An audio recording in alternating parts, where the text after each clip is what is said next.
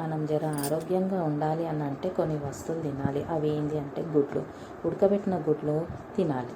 So అది తినబుద్ధి కానప్పుడు ఏం చేసుకోవాలంటే ఒక కడాయి పెట్టుకొని దాంట్లో నూనె పోసుకొని అల్లం ఎల్లిగడ్డ, ధనియాల పొడి, కారం, పసుపు, కొన్ని నీళ్ళు పోసి మంచిగా నూనెలో ఉడకబెట్టుకోవాలి.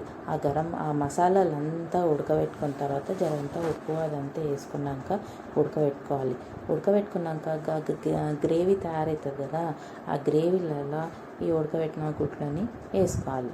ఎందుకు నీళ్ళు పోసుకున్నామనంటే మాడిపోకుండా ఉండడానికని కొన్ని నీళ్ళు పోసుకొని అట్లా ఉడకబెట్టుకుంటే ఆ గుడ్లకు కూడా మసాలా అనేది అంతా పట్టుకుంటుంది అన్నమాట.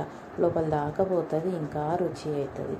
తర్వాత ఇంకేంటంటే నాది ఈ ఛానల్ మీకు నచ్చినట్టయితే జరంతా సబ్స్క్రైబ్ చేసి, లైక్ చేసి, మళ్ళీ షేర్ చేసి నన్ను సపోర్ట్ చేయండి. మీకు ఇది నచ్చింది అంటే మంచిగా ఈ గుడ్ల కర్రీ చేసుకొని తినండి.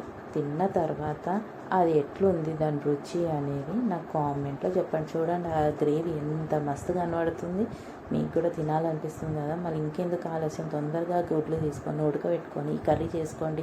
ఉంటాం.